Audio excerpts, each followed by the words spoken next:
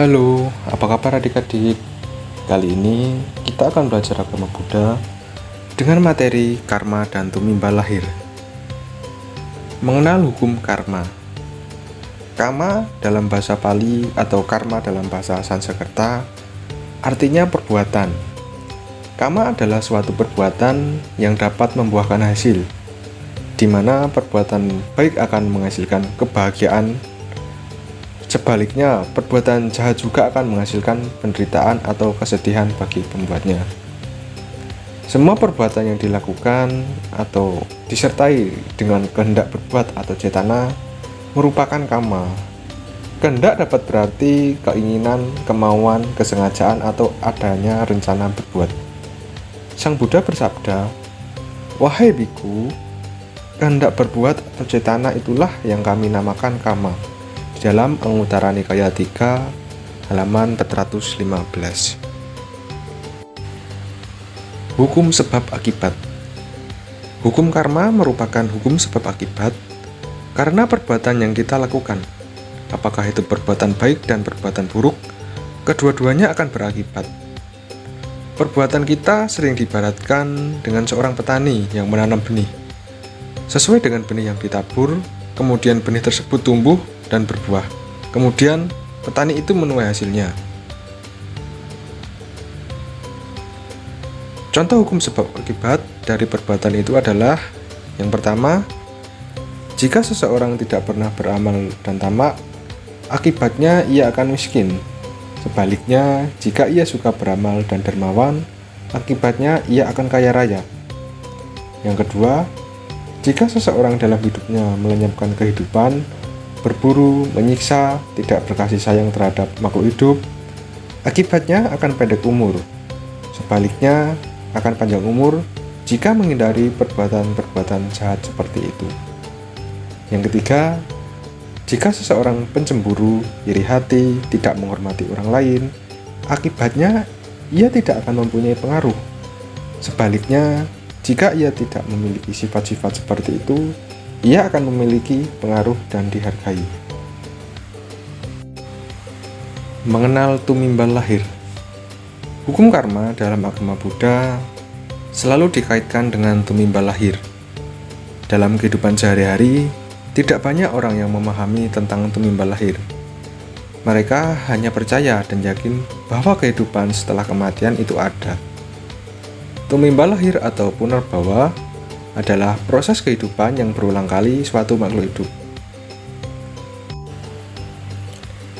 Dalam Mahasihanada Sutta, Buddha Gautama menjelaskan ada 4 jenis kelahiran makhluk di alam kehidupan, yaitu yang pertama, kelahiran melalui telur atau andaja yoni.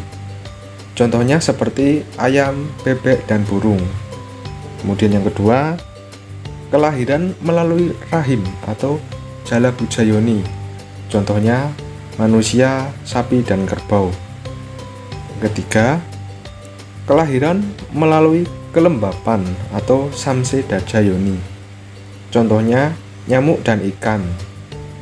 Kemudian yang keempat, kelahiran secara spontan atau opapatika yoni.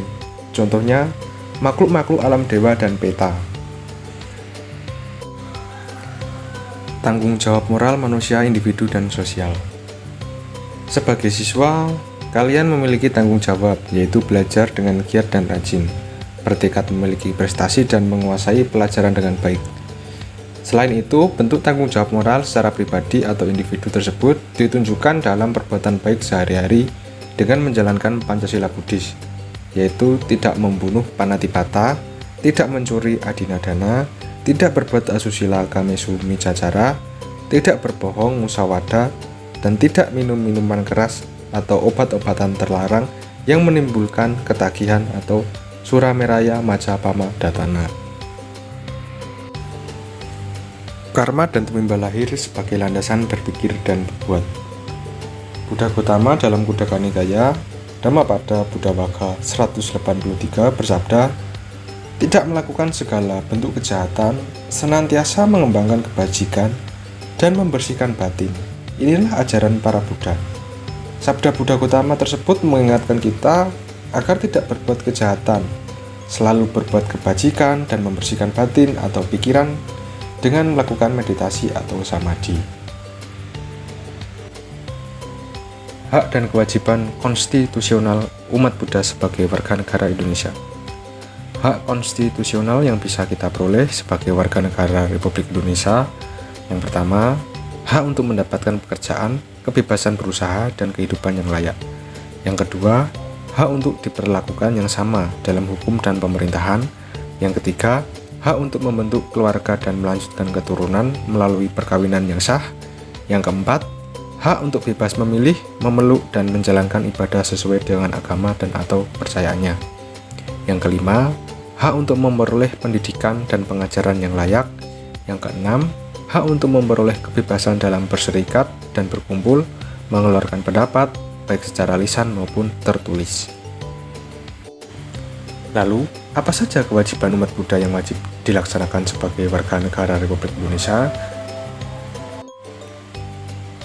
Yang pertama, menaati hukum dan pemerintahan. Yang kedua, ikut serta dalam upaya pembelaan negara. Yang ketiga, menghormati hak asasi manusia atau HAM orang lain. Yang keempat, tunduk kepada pembatasan yang ditetapkan dengan undang-undang. Yang kelima, untuk ikut serta dalam usaha pertahanan dan keamanan negara. Itulah beberapa contoh perilaku yang mencerminkan pelaksanaan kewajiban sebagai warga negara Republik Indonesia. Semua itu wajib dilaksanakan dan ditaati. Jika melanggar aturan-aturan tersebut, akan mendapatkan sanksi. Sebagaimana jika kalian berbuat kejahatan akan menerima akibatnya, yang berlaku dalam hukum karma. Untuk mengingatkan kalian tentang pentingnya berbuat kebajikan setiap saat, mari kita nyanyikan lagu dengan judul untuk direnungi berikut ini.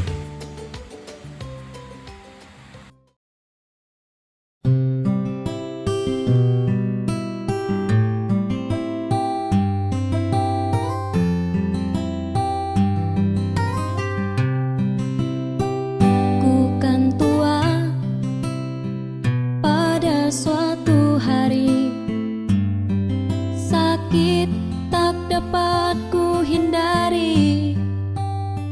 Pada waktunya aku akan pergi, dan semua itu belum ku atasi. Kan berubah semua yang ku miliki, kan berpisah dengan yang ku cintai. Tiada kekal, tiada yang abadi, timbul dan lenyap, silih berganti. Hendaklah ini selalu direnungi,